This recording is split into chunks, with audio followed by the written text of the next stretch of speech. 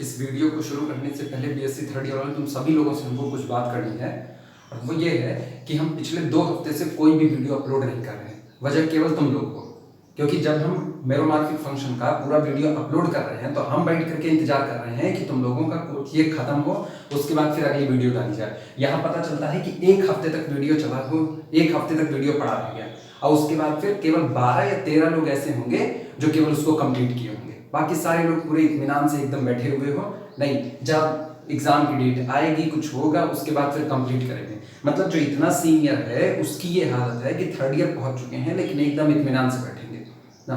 मेरी कौन सी गर्ज है?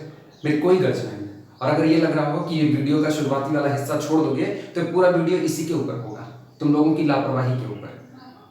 हम पिछले 2 हफ्ते से केवल इसीलिए कोई वीडियो नहीं डाल रहे हैं। हम तो कसम खाए हुए थे कि अब तो वीडियो तब पड़ेगी ना जब यूनिवर्सिटी पूरी स्कीम जारी कर देगी, उसके बाद तुमको पता चलेगा। अभी आटे दाल चावल का भाव नहीं पता चल रहा। अभी तो हाल ये है, अभी सब एकदम इत्मीनान से बैठे हुए हैं ना, किसी को कोई जरूरत नहीं है। सारी गर्ज हमारी है, हम पूरा करें किसी भी तरीके से, तुमको कोई इससे मतलब नहीं है ना। ये कहने के लिए सब तैयार है कि हमारा तो कोर्स नहीं खत्म हुआ, हमारी तो अभी ये किताब बाकी है, हमारी तो अभी वो किताब बाकी है। अरे कुल बाकी रह जाए मेरे से कोई फर्क नहीं पड़ता। रीजन है, फर्क इसलिए भी नहीं पड़ता ना कहीं कि यही ऑफलाइन क्लास होती तो हम 2 मिनट में तुम लोगों को लाइव दिखा देते हैं, लेकिन नहीं, ऑफलाइन क्लास है नहीं, ऑनलाइन है, घर पे बैठे इत्मीनान से डाउनलोड कर लिए, पता चल रहा है हम वीडियो अपलोड कर लिए, ये उसको डाउनलोड करके रखे हुए हैं, जब आएगा तब देखेंगे। इतनी लापरवाही इतनी बेहतर नहीं है ना, थोड़ा सा सुधार कर लो तो ज़्यादा बेहतर होगा। और ये मान करके चलो अब जो भी वीडियो आएगी वो केवल और केवल 2 दिन तक रहेगी, उसके बाद हम इसको प्राइवेट कर देंगे।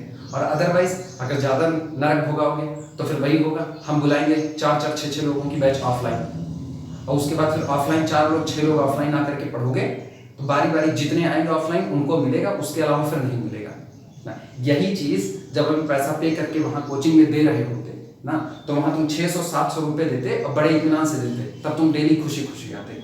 अभी आज की तारीख में यूट्यूब पे सब फ्री में अपलोड हो रहा है तो अभी नहीं, पढ़ाने वाले हम ही हैं, वहाँ भी हम ही पढ़ाते हैं, यहाँ भी हम ही पढ़ा रहे हैं, कोई अंतर नहीं है। उधर पैसा पे कर रहे थे तो चले आ रहे थे डेली का डेली, अभी इधर मिल रहा है तो इधर कुछ नहीं, एकदम इत्मीनान से सारा काम, सब पहले नाते रिश्तेदारी की शादी वादी सब निपटा लो, उसके बाद फिर वीडियो बैठ करके देख लोगे इत्मीनान से। सेकेंड ईयर को उनका हाल तुमसे भी बदतर है, उनको हम वीडियो अपलोड करके दे रहे हैं तो वो पूरी तरह से हम उनसे 1 हफ्ते पहले पूछ रहे हैं कि क्या न्यूमेरिकल आ गए, कि आगे वाला चैप्टर स्टार्ट किया जाए, नहीं कोई फर्क नहीं पड़ रहा। वो भी एकदम इत्मीनान से बैठे, 1 हफ्ते तक कोई जवाब नहीं है, तब तक जब तक हम ये नहीं कह दिए कि अब दूसरा वीडियो नहीं मिलने वाला, तब तक उनका कोई जवाब नहीं है। और उसी कैटेगरी में तुम लोग चल रहे हो, कोई दूसरी कैटेगरी नहीं है। तो जब सीनियर वाले ये हरकत कर रहे हैं, जूनियर वाले तो कर भी करेंगे, उनकी कोई बात ही नहीं है।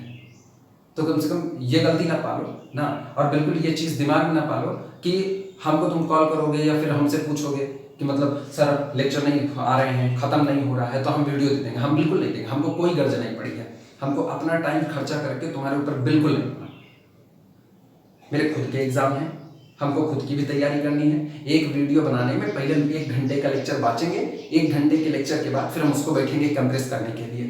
1 घंटे का लेक्चर 8 से 9 GB का बनता है, उसको कंप्रेस करने में अच्छा खासा टाइम जाता है। 1 घंटे के लेक्चर पे 2 घंटे कंप्रेशन में लगते हैं, मतलब 3 घंटे हम खाली तुमको पढ़ा रहे हैं, और पढ़ा कितना 1 घंटे रहे हैं, और उसके बाद तुम नवाबी चढ़ी हुई तुम लोगों के। ये वीडियो हम बना रहे हैं, इस वीडियो को जितने भी लोग देखो, इसके मतलब मान के चलो तुमको हम 2 दिन का टाइम दे रहे हैं, 2 दिन के अंदर में सारे लोग एक ग्रुप बनाओ, ग्रुप बना करके उसमें अपनी हाजिरी लगाओ, किसके कंप्लीट हुए किसके नहीं हुए, और जिसके नहीं कंप्लीट होंगे अब वो आराम से झेलेंगे इस बात को। तो सुधर जाओ तो बेहतर होगा, नहीं सुधरोगे तो अभी मान के चलो अभी पूरा यन्ने बचा हुआ, हम यन्ने टच तक नहीं करेंगे।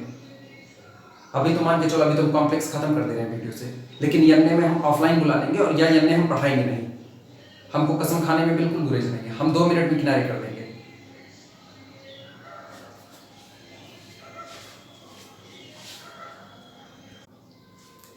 न्यू चैप्टर स्टार्ट करो, पावर सीरीज। इसमें लिखना summation an z to the power n और summation an z minus a to the power n। जहाँ पर n वेरी करता है 0 से लेके इन्फिनिटी तक, n vary from 0 to infinity. अगर इस टाइप की कोई सीरीज दी गई है जहाँ पर a n और a ये दोनों अलग अलग टाइप है, अगर इसमें देखा जाए तो इसमें हम सेंटर को ओरिजिन मान करके चल रहे हैं, इस हिस्से में सेंटर को हम स्मॉल a मान करके चल रहे हैं, तो कहा जाता है कि इस हिस्से में जो a n है ये भी एक कॉम्प्लेक्स कांस्टेंट है, ये स्मॉल a कॉम्प्लेक्स कांस्टेंट है, z कॉम्प्लेक्स वेरिएबल है। अगर इस टाइप की सीरीज दी जाती है तो इसी सीरीज को पावर सीरीज कहा जाता है। दोनों सीरीज सेम टू सेम है, बस पहली सीरीज में सेंटर ओरिजिन माना गया है, दूसरी सीरीज में सेंटर स्मॉल a माना गया है, और दूसरी वाली सीरीज को पहली वाली सीरीज में कन्वर्ट भी किया जा सकता है। जैसे हमको कुछ नहीं करना, हमको केवल z माइनस स्मॉल a की जगह पर जीटा रख देना है। जैसे यहाँ z माइनस a की जगह पर जीटा रखेंगे, ये बन जाएगा summation n vary from 0 to infinity a n, और ये हो गया zeta to the power n। यानी अब की बार ये दूसरी वाली सीरीज पहले वाले फॉर्म में कन्वर्ट हो चुकी है, इसीलिए पहला वाला फॉर्म ज्यादा सिंपल होता है, और हम हर जगह पर चर्चा में इसी को लेकर के चलेंगे। और इस बात को सब लोग अपने दिमाग में बैठा करके रखो कि तुम हर हाल में एक ग्रुप बना करके उसमें बाकायदा ये अटेंडेंस लगानी है कि किसके काम कंप्लीट हुए हैं और किसके काम नहीं कंप्लीट हुए हैं, क्योंकि अगर ये काम ना हुआ 2 दिन में तो आज पहला वीडियो तो हम दे दे रहे हैं किसी तरीके से, दूसरा वीडियो तो हम नहीं देने वाले। इतनी अकल तुम लोगों के होनी चाहिए कि हम आंख में दिक्कत होने के बावजूद किसी भी तरीके से हम ये वीडियो बना रहे हैं। हम अपना टाइम खर्चा करने में नहीं गुरेज कर रहे हैं, लेकिन तुमको अपना टाइम खर्चा करने में नवाबी चढ़ रही है। ये इतनी बेकार हरकत है कि वास्तव में तुम किसी भी टीचर से जाकर के इस बात को बोलोगे ना तो 4 बार पहले तुमको सुनाएगा, और तुमको ये लग रहा होगा कि मतलब ये एकदम इत्मीनान से बैठ गए, वीडियो नहीं दे रहे हैं, हम तो फंस गए। वर्डिंग तो तुम लोगों की वही है कि हम तो फंस गए, यहाँ भी वहां भी, तो फंस गए तो अच्छा हुआ फंस गए।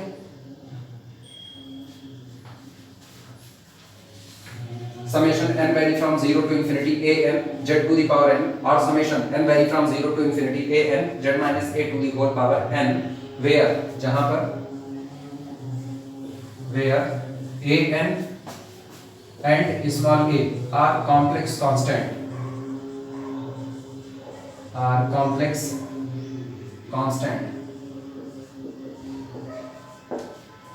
is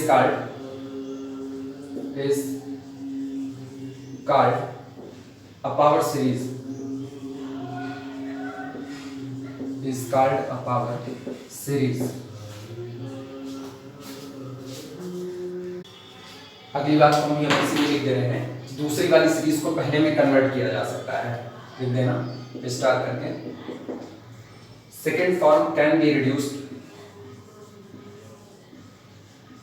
second form can be reduced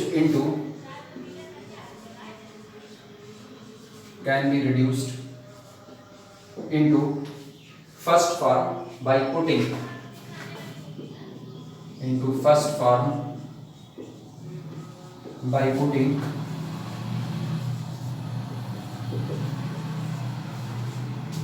z minus small a is equal to zeta, summation n vary from 0 to infinity a n z to the power n, या summation n vary from 0 to infinity a n z minus a to the whole power n। इस form में अगर कोई भी series लिखी गई है तो इसी को पावर सीरीज कहा जाता है। और इसमें जो ये सेकंड फॉर्म दिखाई दे रहा है, पहले फॉर्म में अगर सेंटर की बात करें तो हमने सेंटर को ओरिजिन माना है, दूसरे फॉर्म में सेंटर को स्मॉल a माना है। a n और स्मॉल a कोई भी कांस्टेंट, कोई भी कॉम्प्लेक्स कांस्टेंट है, z एक कॉम्प्लेक्स वेरिएबल है, और ये जो सेकंड फॉर्म होता है इसे हम z माइनस a की जगह पर जीटा पुट करके पहले वाले फॉर्म में कन्वर्ट कर सकते हैं। Heading on absolute convergency of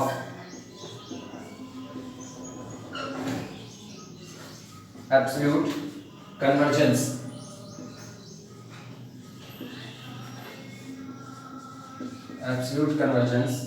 of summation a n z to the power n। ये हम पहले ही बोल चुके हैं, क्योंकि जब दूसरे वाले फॉर्म को भी पहले में कन्वर्ट किया जा सकता है तो इसका मतलब अब जितने भी फॉर्म लिखे जाएंगे वो बेसिकली यही होंगे। तो ये सबसे सिंपल फॉर्म है, इसलिए हम हर जगह पर चर्चा में इसी को शामिल कर रहे हैं। Absolute convergence of a n z to the power n। इस एब्सोल्यूट वर्डिंग से ही पता चलता है, एब्सोल्यूट का मतलब मॉड के साथ होता है, यानी मापांक किसी को कहा जाता है।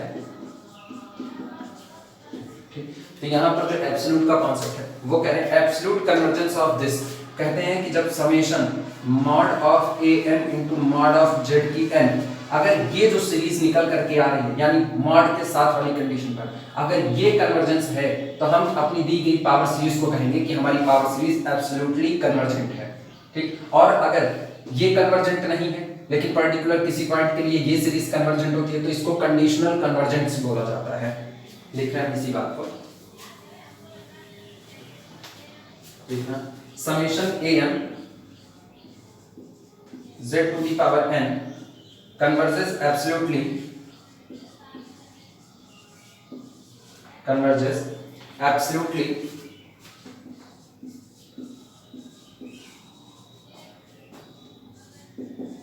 converges absolutely if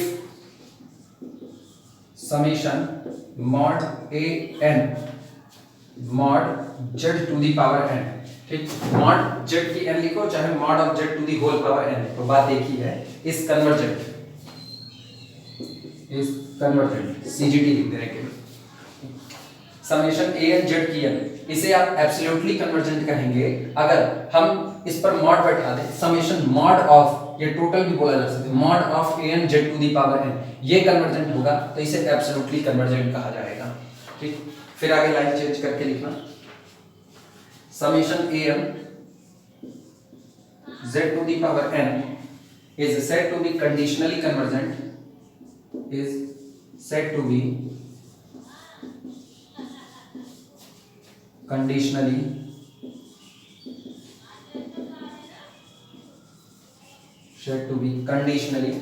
convergent if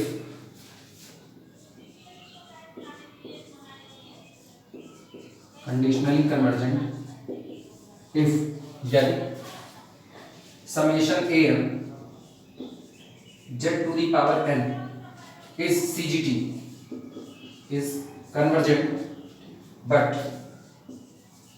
summation mod of an mod of z to the power n is divergent। इसको समझने के लिए कुछ ऐसा भी दिमाग में रख सकते हैं कि मॉड का मतलब होता है कि सारी कंडीशन पॉजिटिविटी के साथ आपके ऊपर ला दी गई, मतलब आपके साथ अब जो भी बिहेवियर हो रहा है वो पॉजिटिविटी का हो रहा है, ठीक। अगर पॉजिटिविटी के साथ जैसे समेशन रखने का मतलब समेशन ये पूरी सीरीज एक्सपेंड होगी। अब इसमें अगर केवल इतना हिस्सा लिखें, जैसे इस सीरीज को अगर एक्सपेंड करें तो वास्तविकता में लिखा गया a1 z to the power sorry 0 से स्टार्ट है तो इसको लिख सकते हैं a0 z की power 0 that is 1 plus a1 z plus a2 z square plus a3 z to the power 3 plus up to so on plus an z to the power n plus up to so on. इस तरीके से चलता गया। ये एक infinite series बन चुकी है। इसी सीरीज का हमको कन्वर्जेंसी और डाइवर्जेंसी बिहेवियर चेक करना है। हमको नहीं पता कि ये जो टर्म लिखे गए हैं ये कैसे हैं, ये पॉजिटिव भी हो सकते हैं, नेगेटिव भी हो सकते हैं। इसका मतलब इसमें पॉजिटिव नेगेटिव वाले शामिल हो सकते हैं। तो ऐसे केस में अब हम कह रहे हैं हम कंडीशन को इतना ज्यादा बेहतर बना देंगे कि हम सबको पॉजिटिव पॉजिटिव ही लेंगे। तो कहते हैं जब चीजें पॉजिटिव पॉजिटिव में होने लगती है ना तो आदमी ग्रोथ करने लगता है। तो हम सबके ऊपर मॉड बैठा दे रहे हैं एक तरफ से, सब कोई नेगेटिव रह ही नहीं जाएगा।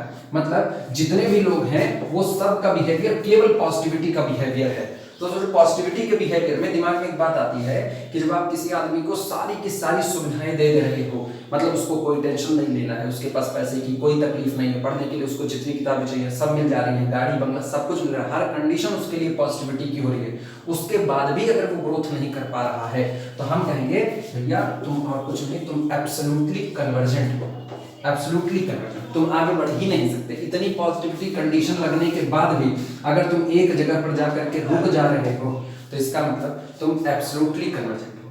लेकिन आपकी बात पॉजिटिविटी की कंडीशन लगते ही ये कैसा हो गया डीजीटी, मतलब ये इतनी ग्रोथ कर गए कि कोई अब इनको पा नहीं सकता है, ये डीजीटी हो गए। अच्छा डीजीटी दो होता है, एक होता है प्लस इन्फिनिटी की तरफ भाग जाना, एक होता है माइनस इन्फिनिटी की तरफ। क्योंकि अभी हम मॉड वाली कंडीशन पर चल रहे हैं इसलिए हम प्लस इन्फिनिटी की तरफ की बात कर रहे हैं, ठीक। अगर मॉड की कंडीशन लगाते ही यानी पॉजिटिविटी के साथ ये सब के सब लोग भाग गए किधर इन्फिनिटी की तरफ, डाइवर्जेंट कहा जा रहा है। और जबकि यही मॉड की कंडीशन हट जाए, मतलब थोड़ी सी नेगेटिविटी इनके पास रह जाए विदाउट मॉड के, ये केवल एक समझाने का तरीका है बस, और कुछ नहीं। मॉड की हमने सारी कंडीशन हटा दी, अब ये जैसे भी रहे जिस हाल में रहे उसी हाल में इनको अडॉप्ट कर लिया गया। और इस कंडीशन में ये कैसे रहे कन्वर्जेंट, लेकिन पॉजिटिविटी आते ही ये कैसे हो गए डाइवर्जेंट। तो इसे कहा जाता है कि आप कंडीशन के अकॉर्डिंग वेरी कर रहे हो, इसलिए ये कंडीशनल कन्वर्जेंसी होती है। तो कहा जाता है समेशन ए एन जेड की एन कन्वर्जेंस एब्सोल्युटली, ये एब्सोल्यूट कन्वर्जेंट होगा अगर summation mod a n mod z to the power ये पूरी सीरीज कन्वर्जेंट हो। समेशन ए एन जेड की n is said to be conditionally convergent, ये परिस्थितियों के ऊपर डिपेंड होगा कन्वर्ज करने में। इफ यानी समेशन ए एन जेड की एन तो कन्वर्जेंट हो, लेकिन summation mod a n mod Z की एन ये कैसा हो डाइवर्जेंट हो।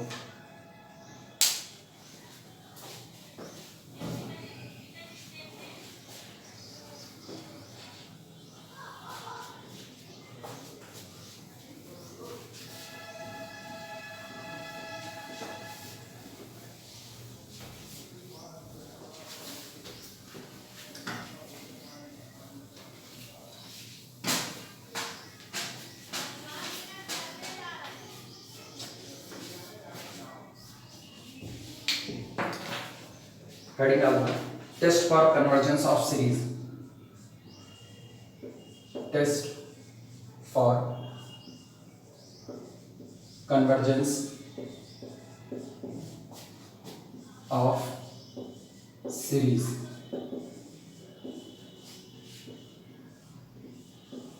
Test for convergence of series, कुछ छोटे छोटे टेस्ट हैं, ठीक, इनका हमको प्रूफ नहीं लिखना है, हमको केवल इनके स्टेटमेंट अपने दिमाग में रखने हैं, क्योंकि ऑलरेडी इनका प्रूफ हम लोग रियल की दुनिया में एक बार पढ़ चुके हैं। तो जैसा बिहेव वहां का था ना, वैसा ही बिहेव यहाँ पर इनका कॉम्प्लेक्स का भी है।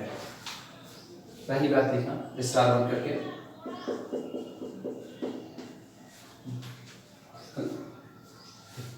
हमको तुम लोगों के ऊपर ताज्जुब हुआ कि हम यहाँ तक पढ़ाने के लिए तैयार हैं कि अगर यूनिवर्सिटी ऑब्जेक्टिव पेपर कराती है तो हम थ्योरेटिकल भी पढ़ाएंगे, प्लस हम उसमें ऑब्जेक्टिव भी ऐड कर देंगे। और तुम लोग इस लापरवाही पर बैठे हुए हो कि 1 हफ्ते 2 हफ्ते बीत जा रहे हैं, मेरोमॉर्फिक का हमको अभी भी याद है, मेरोमॉर्फिक के लेक्चर 2 हफ्ते बीत चुके थे। 2 हफ्ते तक, 1 हफ्ते में उसमें केवल 12 लोग उसको ऐसे थे जो उसको कंप्लीट किए हुए थे, और 2 हफ्ते तक उसके ऊपर की संख्या केवल 18 बची, मतलब अगले 1 हफ्ते में केवल और केवल 6 लोगों की इस पर ग्रोथ हुई थी। और उसके बाद जिस दिन हम वीडियो प्राइवेट लगा दिया उस दिन सब हमसे लिंक मांगना शुरू कर दिए। अब इस पे किसका मन करेगा कि इस पे कोई वीडियो बनाए? हम तो वैसे भी अपने चैनल पर कहीं ये नहीं लिखे भैया लाइक कर दो, सब्सक्राइब कर दो, शेयर कर दो, हम तो कुछ नहीं कर रहे। हमको तो चैनल पर ग्रोथ करना ही नहीं है। हम पहले ही बोले थे हम ऑनलाइन प्लेटफॉर्म को कभी भी प्रेफर कर ही नहीं सकते हैं। वो चीज वैसी है जो आपको श्योरिटी देती है कि यहाँ पर चीजें आ चुकी हैं, और हम चलती क्लास में भी इस बात को बोल चुके हैं, श्योरिटी दुनिया की सबसे बदतर कंडीशन होती है। डर ना हो तो आदमी क्या करे? श्योरिटी नहीं है इसलिए आदमी मेहनत करता है। श्योरिटी नहीं है लाइफ की, आज कुछ कल कुछ, और उसके बाद तुम लोग श्योरिटी वाले पे हो कि नहीं कोई फर्क ही नहीं पड़ेगा। अब तो श्योर है ना, वीडियो तो आ गए। वही जब हम प्राइवेट लगा दिए, एक बार प्राइवेट कर दिए, अब लिंक मांगना शुरू हुआ, उसके बाद अगले 1 हफ्ते में वो उठ करके 30 के ऊपर निकल गए। अभी तो करंट में पता नहीं 40-40 के आसपास होंगे। डेटा चेक करने पर पता चलता है कि लापरवाही का आलम एकदम सिर चढ़ करके सबके बोल रहा है। अब इस पे कोई क्या ही करे? और या तो फिर एक रहम करो कि ठीक है हम कुछ नहीं बोलने वाले हैं, लेकिन हाँ हम वीडियो बनाए, मेरे घर पर आओ, ये वीडियो लेकर के जाओ, कंप्रेस करके हमको शाम को दो। मेरा अपना टाइम खर्चा होता है खूब अच्छा खासा, और ये टाइम हम नहीं खर्चा करना चाहते। तुमको टाइम की वैल्यू नहीं है, हमको टाइम की वैल्यू पता है। हमको खूब इत्मीनान से टाइम की वैल्यू, हम जब तक एग्जाम पास नहीं होंगे मेरा ऑपरेशन नहीं होने वाला है, क्योंकि हम एग्जाम नहीं छोड़ सकते अपने ऑपरेशन के चक्कर में, और ऑपरेशन हमको लेना कंपलसरी है।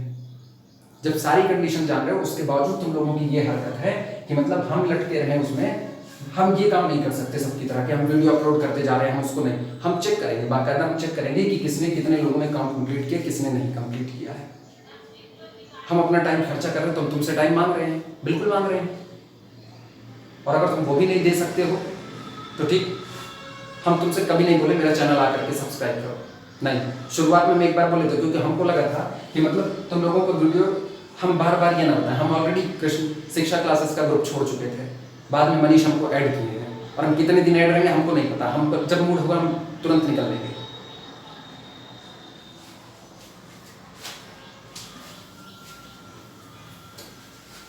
लापरवाही ना करो, बेहतर होगा तुम लोगों के लिए, अदरवाइज मेरे लिए कोई दिक्कत नहीं है। हम जैसे अभी 2 हफ्ते नहीं छोड़, कोई वीडियो नहीं दी था, ऐसे हम बिल्कुल छोड़ देंगे, अपने को कोई फर्क नहीं पड़ता।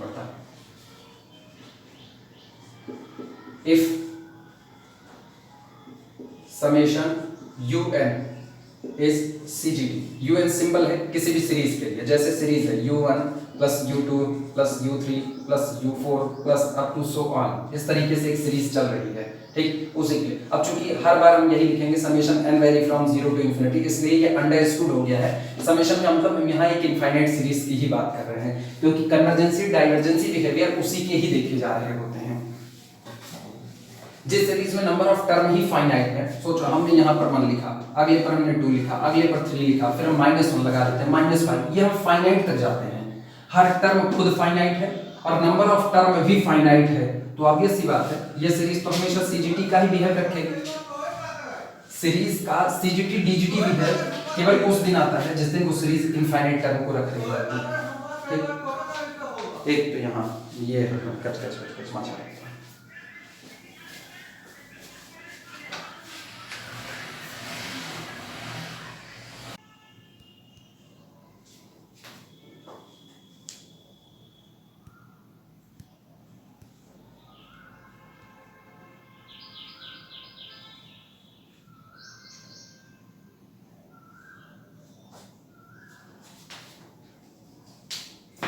If summation UN is CGT, then limit UN जहाँ n tending to the infinity is equal to 0। अगर कोई सीरीज समेशन UN कन्वर्जेंट है, ठीक, एक सीरीज की बात की जा रही है कि एक सीरीज UN है जो सीरीज चलते चलते किसी एक नंबर पर जाकर के रुकती है। कोई सीरीज कन्वर्जेंट तभी कही जाती है जब उसके टर्म को जोड़ने पर या जैसा उनके बीच में रिलेशन है, जोड़ने घटाने का, ठीक, वो सीरीज चलती है गुणा करने का। जैसे हम एक एग्जांपल है U1 plus U2 plus U3 plus U4 plus U5 plus up to so on चलता जाए। ये सब कुछ जोड़ने पर, सब कुछ जोड़ ही तो है, ये सब कुछ जोड़ने पर पता चलता है ये किसी दिए गए नंबर मान लो लैम्डा पर जाकर के रुक रहे हैं। तो ऐसे केस में कहा जाएगा कि ये सीरीज कन्वर्ज कर रही है लैम्डा पर। चीजें अगर कन्वर्ज कर रही हैं तो इसका मतलब इनके बीच में कुछ अंतर ऐसा है जो कम होता चला जा रहा है। तो ऐसे केस में जो nवा टर्म होगा UN, वो UN कन्वर्ज कर रहा होगा किस पर, 0 पर, क्योंकि जब टर्म अगर बड़े से बड़े टर्म होते चले जाएंगे तो टर्म बड़े से बड़े होते जाने पर ये जोड़ भी बड़े से बड़ा बैठता जाएगा। इसलिए जब सीरीज कन्वर्ज कर रही है तो इसका मतलब टर्म के बीच का गैप छोटे से भी छोटा होता जा रहा है, इसका मतलब ये टर्म खुद छोटे होते जा रहे हैं। यानी जो nवा टर्म होगा, nth टर्म, वो UN टेंड्स करेगा किसकी तरफ, 0 की तरफ। तो लिखा जाता है limit n tending to the infinity UN is equal to 0। लेकिन ये सिर्फ और सिर्फ नेसेसरी कंडीशन है, सफिशिएंट नहीं। इस बात का खास ख्याल रखना है, ये केवल और केवल नेसेसरी कंडीशन, सफिशिएंट नहीं। मतलब किसी ने ये कह दिया कि limit n tending to the infinity UN is equal to 0 है तो सीरीज कन्वर्जेंट होगी, ये बात गलत है। नहीं, सीरीज कन्वर्जेंट है तो nवा टर्म टेंड्स कर रहा होगा 0 की तरफ। That's why it is only the necessary condition, not sufficient.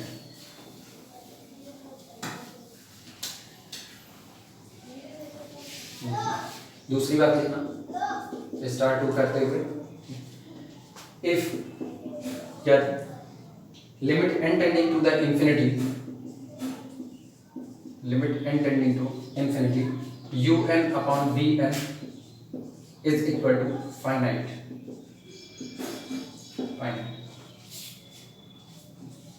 And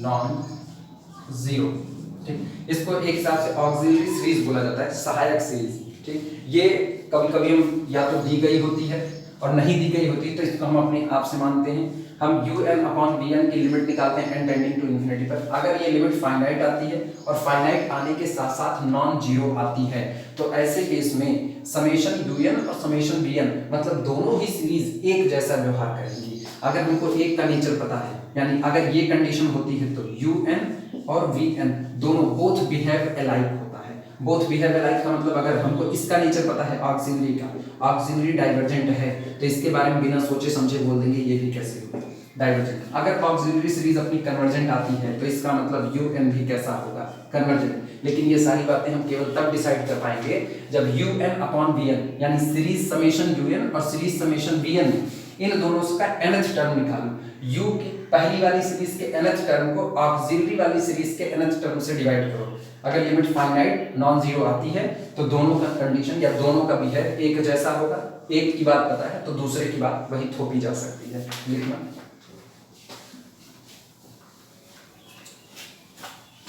if limit n tending to the infinity un upon bn is equal to finite and non-zero, this implies that summation un and summation vn have identical nature। तुम लोग लिख सकते हो both behave alike, have identical nature। Identical nature same व्यवहार, ये अगर इसका पता है ये कन्वर्जेंट तो ये कन्वर्जेंट, ये डाइवर्जेंट तो ये डाइवर्जेंट। ठीक, अगली बात लिखना कंपैरिजन टेस्ट, तीसरा पॉइंट।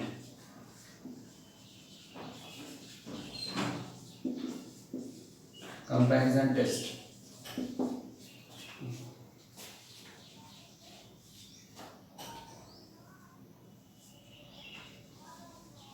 कंपैरिजन टेस्ट का हाल सुन। दो सीरीज के बीच में कंपैरिजन किया जाता है। जैसे पहली सीरीज हमें दी जाती है समेशन un, और इसको देखते हुए हम एक सीरीज अपनी मर्जी से ऑक्सिलरी सीरीज हम उसको फिर से बोल रहे हैं, एक सीरीज हम लेते हैं un। ठीक, अगर हमको ये पता करना है कि ये सीरीज एब्सोल्युटली कन्वर्जेंट है कि नहीं, तो कंपैरिजन कहता है कि कंपैरिजन आप तब करते हो दो लोगों का जब आपको एक का नेचर पता होता है। अगर आपको एक का भी नेचर नहीं पता है तो आप किस बात का कंपैरिजन करोगे?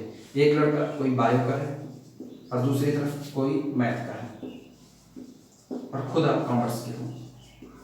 आपको ये नहीं पता है कि बायो वाले से कैसे सवाल पूछे जाने, मैथ वाले से कैसे सवाल पूछे जाने हैं, क्योंकि आप तो कॉमर्स वाले डील कर रहे हो। तो इसका मतलब आपको इन दोनों का नेचर नहीं पता, आप इनके बीच का कंपैरिजन नहीं कर सकते हो। लेकिन अब पता चल रहा है कि दोनों के दोनों ही लड़के मैथ के हैं, दोनों ही मैथ के हैं। ठीक, और सामने जो बैठा हुआ है ये भी मैथ का ही कोई टीचर है। तो अगर ये भी मैथ का टीचर है तो उसको पता है कि दोनों का कंपैरिजन किस हिसाब से करना है। अगर ये लड़का पढ़ने में थोड़ा सा कमजोर है और इसके पता है कि इसके परसेंटेज सब ठीक ठाक चल रहे हैं, ठीक 70+ चल रहे हैं, ये पढ़ने में ज़्यादा बेहतर है, तो माना ये जाता है कि जिस सवाल का जवाब ये दे पाएंगे, जिस सवाल का जवाब ये दे पाएंगे, मतलब कमजोर वाला लड़का जिस सवाल का जवाब जानता है, अप्रॉक्सीमेट मान लिया जाता है कि ये भी उसका जवाब जानता है। रियल लाइफ में ऐसी बातें पलट जाती हैं, लेकिन मैथमेटिकल टर्म में ये बातें पलटी नहीं हैं। अब कहा जाता है कि अगर आप दो सीरीज है समेशन un और आप इसको देखते हुए एक ऑक्सिलरी सीरीज जिसका नेचर आपको पता है, आप उसका नेचर लेते हो समेशन un, तो इसके लिए कहा जाता है ये सीरीज एब्सोल्युटली कन्वर्जेंट करेगी अगर ये बात लागू हो। हम लिखने चल रहे हैं स्टेटमेंट इसका, लिखना summation un is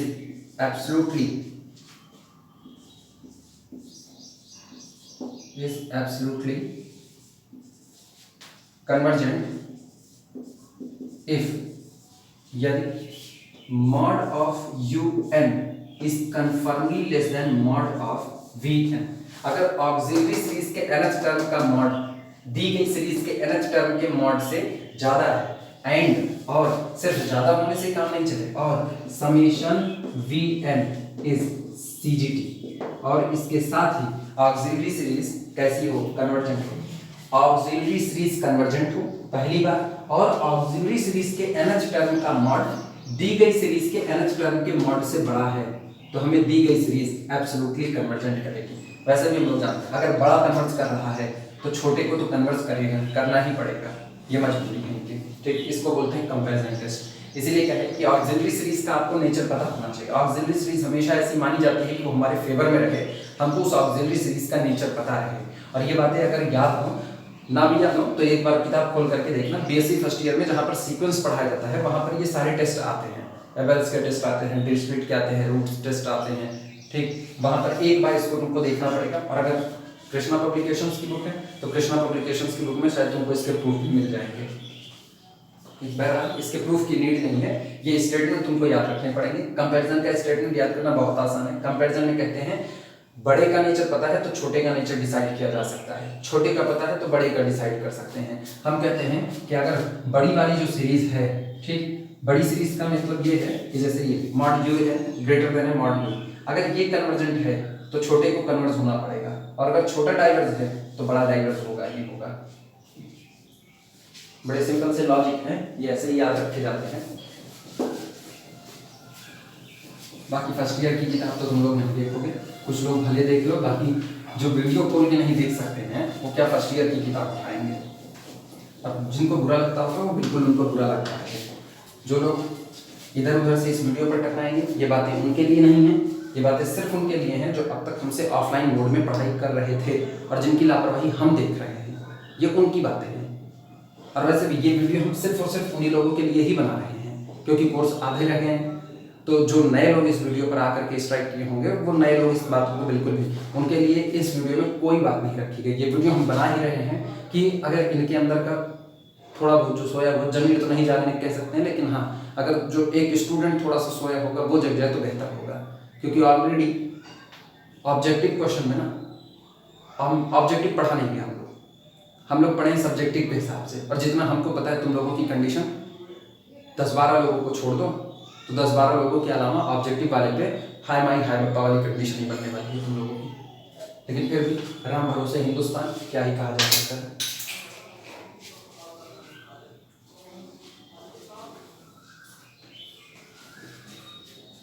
comparison test के बाद अगला लिखना रूट टेस्ट।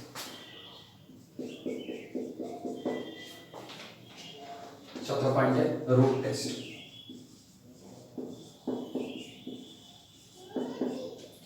रूट टेस्ट में लिखना let limit n tending to the infinity mod of u n to the whole power 1/n। Limit n tending to the infinity mod of u n है, mod of u n to the whole power 1/n is equal to n। Then जो series दी गई है उस series का nth term उठाओ, series के nth term पे मॉड बैठा के ऊपर पावर 1/n मिलाओ और limit n tending to infinity apply करो। अगर लिमिट l आती है तो अब देखना इसी l की कंडीशन पर डिपेंड करेगा कि हम लोग कन्वर्स करेंगे या डाइवर्स करेंगे। Then summation un is convergent absolutely, is convergent absolutely, convergent absolutely if L less than 1, if L less than 1। जिस दिन I की लिमिट 1 से कम होगी उस दिन दी गई series summation UN absolutely convergent करेगी, ठीक। एंड डाइवर्जेंट, इसका हम सीधे DGT लिख रहे हैं, and DGT if L greater than 1। और जिस दिन I हुई लिमिट L की वैल्यू ग्रेटर देन 1 होगी सीरीज डाइवर्जेंट करेगी। लेकिन जिस दिन L इज इक्वल टू 1 आ जाएगा उस दिन ये टेस्ट फेल कर जाएगा। लिखना at L is equal to 1 test fail, test fail. Root test हम वापस दोहरा रहे हैं, जो सीरीज दी गई है समेशन UN, उस सीरीज का nth टर्म उठाना है। nth टर्म को लेने के बाद उसके ऊपर मॉड बैठा करके mod UN to the power 1/n limit apply कर देंगे। अगर लिमिट लेस देन 1 आती है तो दी गई सीरीज एब्सोल्युटली कन्वर्जेंट होगी, लिमिट ग्रेटर देन 1 आती है दी गई सीरीज डाइवर्जेंट होगी, और अगर लिमिट 1 आती है तो टेस्ट फेल कर जाएगा, हमें किसी और टेस्ट की जरूरत पड़ने वाली है।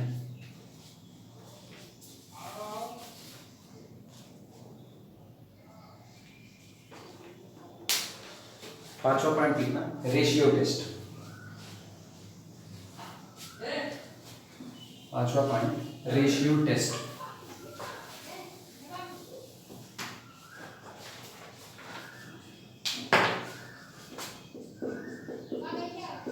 रेशियो टेस्ट, रेशियो टेस्ट में लिखना समेशन UN इज कन्वर्जेंट और divergent, summation UN is convergent और डाइवर्जेंट। दी गई सीरीज कन्वर्ज करेगी या डाइवर्स करेगी according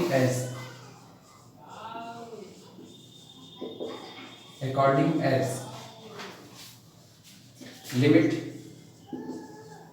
and tending to the infinity mod of UN plus 1/UN is less than 1 or greater than 1 respectively।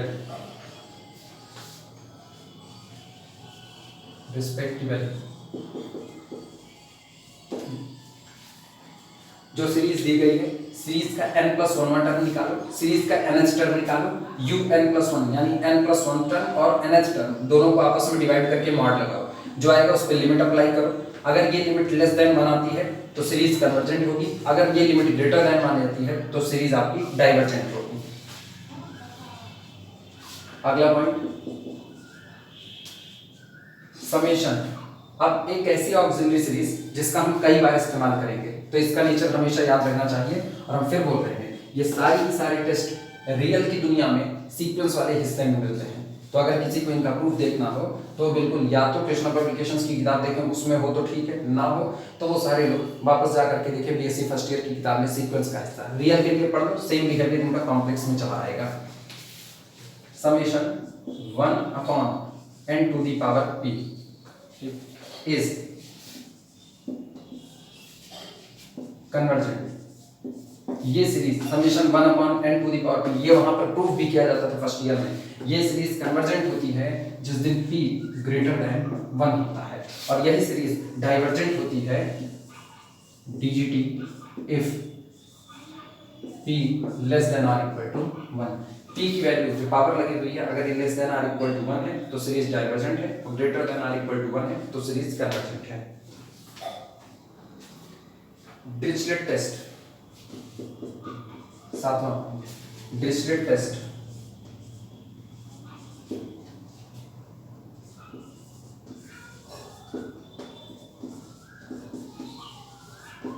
Dirichlet test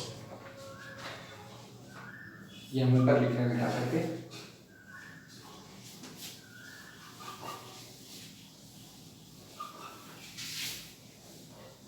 अभी power series chapter की बिल्कुल शुरुआत नहीं हुई, अभी केवल और केवल जितने की हमको जरूरत पड़ने वाली है उतनी चीजें हम इकट्ठी कर रहे हैं। डिरिचलेट टेस्ट में लिखना summation AN UN is convergent. ये दी गई सीरीज कन्वर्जेंट होती है इफ यदि तीन बातें पूरी होनी चाहिए। पहली बात लिख रहे हैं, पहली मॉड ऑफ SN। अच्छा SN क्या है वो सुनना, SN है मॉड ऑफ SN की वैल्यू लिख रहे हैं। SN कुछ और नहीं, यहाँ पर जो UN के आगे जो कोफिशिएंट लग रहे हैं इन सारे कोफिशिएंट को ऐड करना है, और कितने n लोगों को ऐड करना है। तो summation I value from 1 to n AI ये जैसे सीरीज दी गई A1 U1 plus A2 U2 plus A3 U3 plus up to so on plus AN UN। तो इसमें ये जो nth टर्म आगे ऐसे ही सीरीज चलती जा रही है। हमसे डिमांड कर रहे हैं कि आप S3 बताइए क्या होगा, तो हम S3 कहेंगे A1 plus A2 plus A3, ये S3 होगा। अगर हमसे कहा गया S4 क्या होगा, तो बस यहीं पर आगे आ जाएगा A4 S4 आ जाएगा। तो SN कहेंगे तो हम टोटल n कोफिशिएंट को उठा करके ऐड कर देंगे, that's called the SN। SN is the sum of n coefficients, the total n coefficient। ये series summation AN UN convergent होती है अगर मॉड ऑफ SN जो कि होता है mod of summation I vary from 1 to n AI, ये पूरा का पूरा जोड़ लेस देन और इक्वल टू k बैठे, ठीक। फॉर ऑल स्मॉल n की वैल्यू आप कुछ भी ले लो, 10 15 20 25 2 लाख 3 लाख कुछ भी ले लो, लेकिन शुरू के n कोफिशिएंट का सम अगर लेस देन और इक्वल टू k बैठ रहा है, जहां पर एक कोई भी एक फाइनाइट नंबर है, ये जोड़ अगर किसी फाइनाइट नंबर से कम बैठ रहा है तो आपकी सीरीज कन्वर्जेंट होने की पॉसिबिलिटी है। पॉसिबिलिटी इसलिए बोल रहे हैं ना, अभी दो कंडीशन और है उनको भी पूरा होना पड़ेगा। तो पहली शर्त तो ये है कि ये होल्ड होना चाहिए फॉर ऑल स्मॉल n। आगे लिखना k being a finite number, k being a finite number,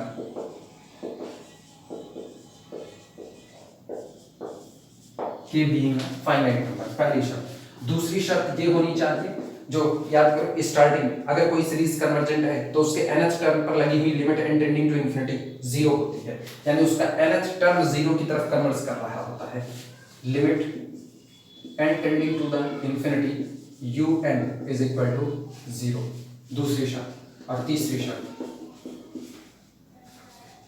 summation UN minus UN plus 1, ठीक, इस कन्वर्जेंट। अगर कोई सीरीज ये 3 शर्त पूरी करती है, summation a n u n ये 3 शर्तें पूरी करती है तो हम कहेंगे हमारी दी गई सीरीज कन्वर्जेंट है। वापस दोहरा रहे हैं, इस सीरीज को कन्वर्जेंट कहा जाएगा अगर n की वैल्यू कुछ भी ले लें, यानी 10, 15, 20, 25, 2 लाख, 3 लाख, कुछ भी टर्म ले लें, उनके सारे शुरुआत के कोफिशिएंट जितने यहाँ आ रहे हैं, जैसे हमने n = 1 लाख सेट किया तो शुरू से 1 लाख तक ये जितने भी कोफिशिएंट आ रहे हैं इनको ऐड किया जाए, क्या मॉड लगाते हुए, ठीक। और ये पूरा का पूरा जोड़ अगर लेस देन के बैठ रहा है, किसी नंबर से कम बैठ रहा है, तो ये पहली शर्त है, यानी हमारी ये सीरीज कन्वर्जेंट होने की तरफ बढ़ चली है। दूसरी बात, जो nth टर्म है उस nth टर्म को कन्वर्ट करना होगा किस पर, 0 पर। और तीसरी सबसे इंपॉर्टेंट बात यह है कि un माइनस un+1, पहले un फाइंड आउट करें, un+1 फाइंड आउट करें, दोनों का डिफरेंस लें, समेशन बैठाएं, समेशन un माइनस un+1 ये भी कैसा होना चाहिए, कन्वर्ट। इसका मतलब समझ लो ये है क्या, ये जैसे लिखा कि n वैल्यू हम 1 से ले रहे हैं तो u1 minus u2 plus summation लगा हुआ है, n = 2 पुट कर रहे हैं तो u2 माइनस u3 प्लस अगला लिखना u3 माइनस u4, n = 4 कर रहे हैं तो u4 minus u5 up to so on चलते चलते। अब इसमें गौर करो, u2 से u2 कैंसिल आउट, u3 से u3 कैंसिल आउट, u4 से u4 कैंसिल आउट, u5 से u5 कैंसिल आउट। n की वैल्यू हमको फिक्स करनी है, जैसे हम पहुंच गए मान लो n = 10 तक, u10 तक जाना है तो 10 तक जाने का मतलब है अब ये आगे और चलेगा, ये फिर बढ़ेगा यहाँ पर 4 था 5 रखते हैं u5 minus u6 plus u6 minus u7 plus u7 minus u8 plus u8 minus u9 plus u9 minus u10 और एक और प्लस u10 माइनस u11 यहाँ तक है। अब जितने कैंसिल आउट होते हैं उनको उड़ा दे रहे हैं, u5 से कटेगा, u6 से, u7 से, u8 से और u9 u10 कैंसिल आउट, तो अपने पास केवल और केवल बच रहा है u1 माइनस u11। यही जोड़ आया, ये जोड़ जो आ रहा है इसको भी कैसा होना पड़ेगा, कन्वर्जेंट। अगर ये 3 बातें कोई सीरीज होल्ड करती है तो ये सीरीज को हम क्या बोलेंगे, कन्वर्जेंट बोलेंगे।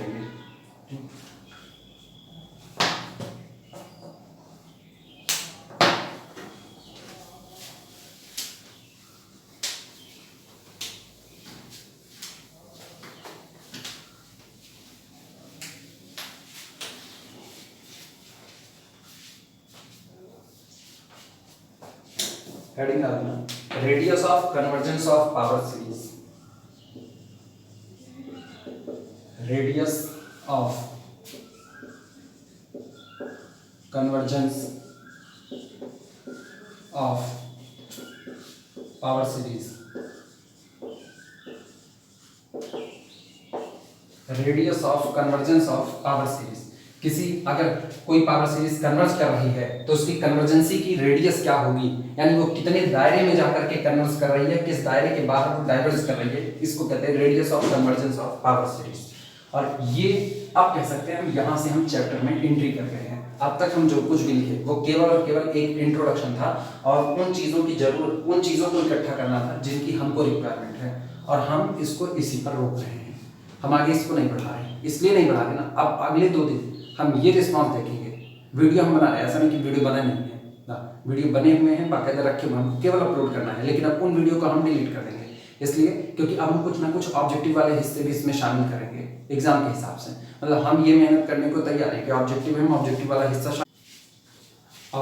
हिस्से को भी हम शामिल करने को तैयार हैं, तो तुम लोगों को भी मेहनत करने के लिए तैयार करना होगा, ठीक। तो एक काम करना, अब तुम लोग एक ग्रुप बनाना और उस ग्रुप में बॉयज अपना, गर्ल्स अपना, और उस ग्रुप में तुम लोग अटेंडेंस लगाना। जो लोग काम कंप्लीट किए हैं वो ठीक, जो नहीं कंप्लीट किए हैं वो लोग अपना काम कंप्लीट कर लेंगे। और अगर नहीं होगा ये कंडीशन तो ये मान करके चलो हम आगे की वीडियो नहीं अपलोड करेंगे, ये तुम लोग कन्फर्म मान करके चलो।